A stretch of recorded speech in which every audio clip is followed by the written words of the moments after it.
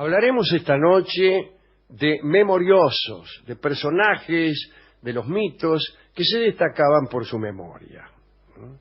Así que hay que decir que en la antigüedad griega estaban los aedos, algo así como los poetas cantores, que realizaban ejercicios mnemotécnicos que consistían en recitar largas listas de nombres de los jefes, o de los dioses, o de los navíos.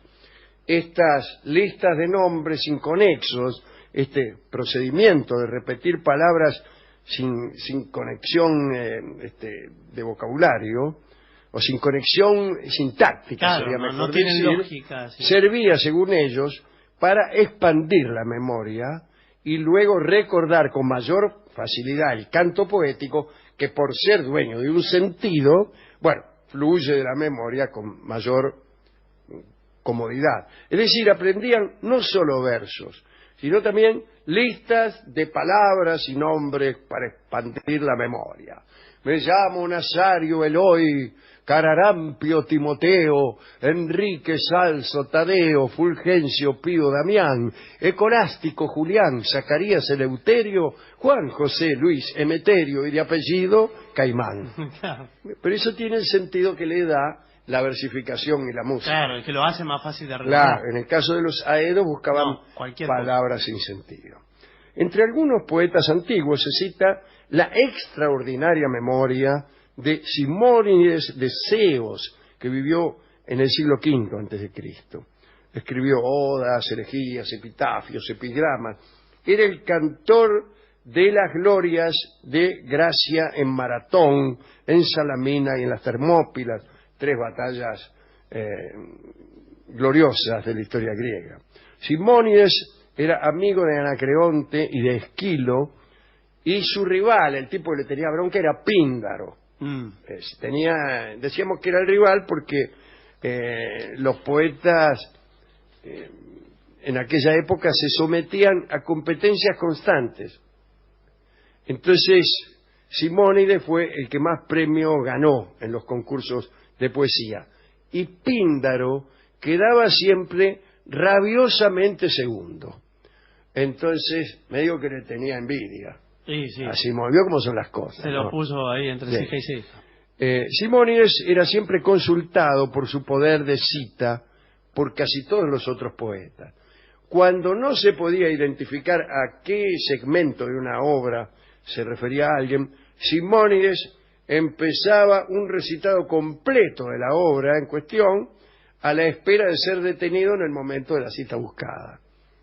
Es decir, ay, no me acuerdo un pasaje del Martín Fierro. Y empezaba Simónides. Empezaba a recitar el Martín Fierro, pues ahí está. A veces justo no tenía la mala suerte que era el final. De que era el final. Claro, era uno de los últimos. Cuenta Cicerón que Simónides tenía también grandes aptitudes para recordar la ubicación de los asistentes en cualquier foro. Mire, por la cara, así iba a una reunión, por más que fuera muy concurrida, él se acordaba quién estaba sentado al lado de quién. Eso es muy raro. Como los mozos, ¿vio que los mozos? Como los mozos, los buenos mozos. Claro, exactamente. Pero para eso necesitas un foro donde no se anden cambiando de lugar continuamente. Sí. Pero, en fin, una vez ocurrió lo siguiente. Simónides fue a un banquete y se retiró prematuramente, digamos. Poco después, el techo se desmoronó y aplastó a todos los que habían quedado dentro. Y Simónides fue convocado para recordar el lugar que cada uno ocupaba, y de este modo pudo reconocerse a los finados. Claro. Bueno, hubiera sido más útil de otro modo, quizá, claro, pero no deja de ser una utilidad. Bien. Sí. Según Platón, Hipias de Élide, con oír solo una vez 50 nombres, los recordaba. Pero Séneca fue capaz de repetir 2000 palabras en el mismo orden en que acababan de serle pronunciadas. Parece que toda su vida se entrenaba con eso e iba mejorando su marca con el tiempo. Muchas tradiciones apelaban a estos ejercicios de memoria porque la escritura podía ser peligrosa. Los druidas, por ejemplo, la prohibieron. Me refiero a la escritura, ¿no? Sí.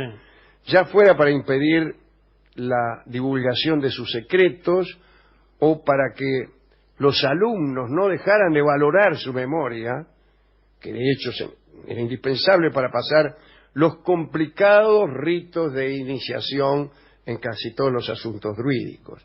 Hemos dicho alguna vez que los sacerdotes druidas eran reclutados de entre los jóvenes que alcanzaban más alto rango e incluso entre aquellos que presentaban señales de favor divino, ¿no? Pero antes de alcanzar títulos sacerdotales había que estudiar durante 20 años. 20 años. Uno de los grados de la iniciación consistía en aprenderse de memoria todas las colecciones de poesía mitológica.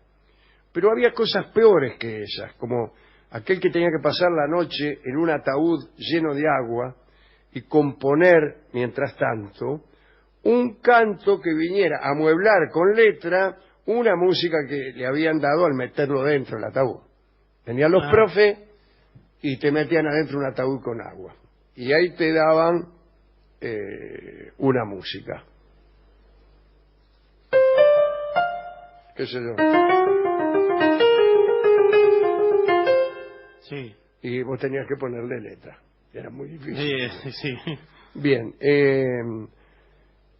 Hay más sobre las pruebas de los druidas, ¿no? Porque algunos dicen que la prueba central era morirse.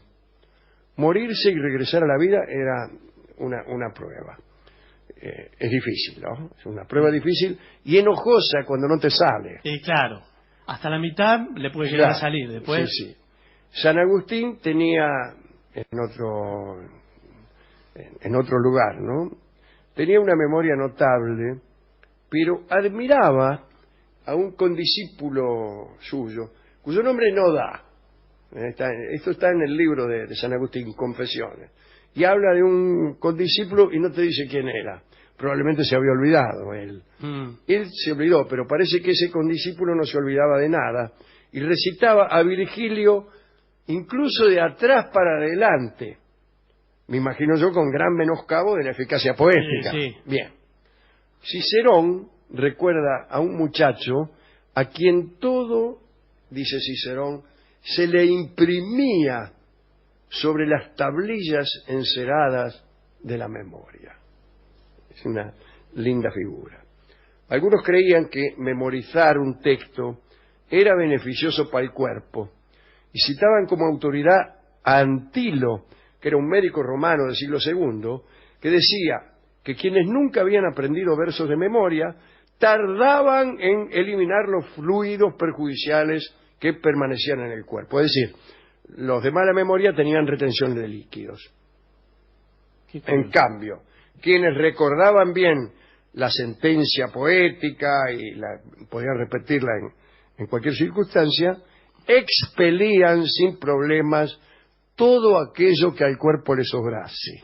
Mire. Sin embargo, uno diría lo contrario, ¿no? Uno diría lo contrario. Que el memorioso es más retentivo, ¿no? Claro. Me dice, ¿qué poder de retención tiene sí. este hombre? O sea, la metáfora funciona en sentido contrario.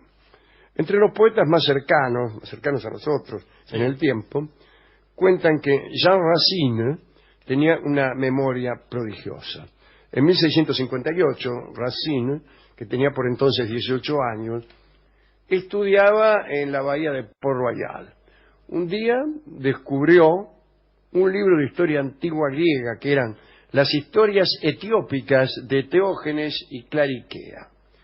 Racine se fue al bosque con el libro y había empezado a leerlo cuando lo sorprendió un sacristán que le arrebató el libro y lo quemó, imagínense. Poco después Racine consiguió un segundo ejemplar que fue también descubierto y quemado. Eso lo animó a conseguir un tercero y aprendérselo de memoria. Una vez que ya lo tenía aprendido, entregó el libro a aquel sacristán intransigente y le dijo con todo desdén que ya podía quemarlo. Ese era Racine.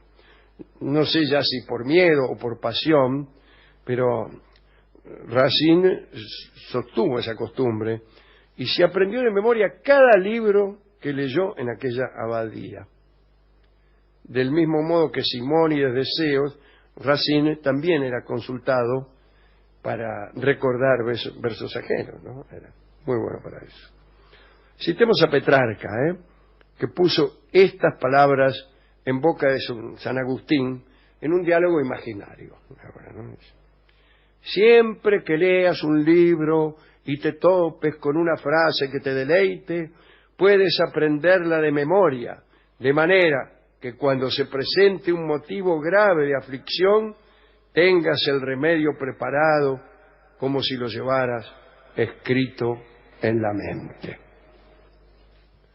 Terminemos con un caso contrario, el caso de la memoria que comenta Jonathan Swift, para el caso de los pobres Struldbrugs que había encontrado en sus viajes.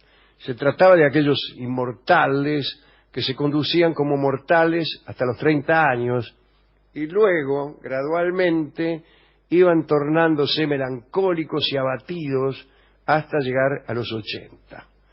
Cuando llegaban a esa edad, no solo tenían todas las flaquezas de la vejez, sino muchas más nacidas de la perspectiva de no morir nunca. Los Struldbrugs no podían divertirse leyendo porque la memoria no les permitía ir desde el principio hasta el final de una frase. A cada palabra olvidaban la anterior. ¿No? Después está también el pobre Funes, que lo recordaba todo, pero ese recuerdo minucioso lo inhabilitaba para cualquier actividad. El menos importante de sus recuerdos era más vivo que nuestra percepción de un goce o de un tormento físico, dice el autor que no era otro que Borges, ¿no? Teníamos muchas otras cosas para decir acerca de la memoria, pero las hemos olvidado.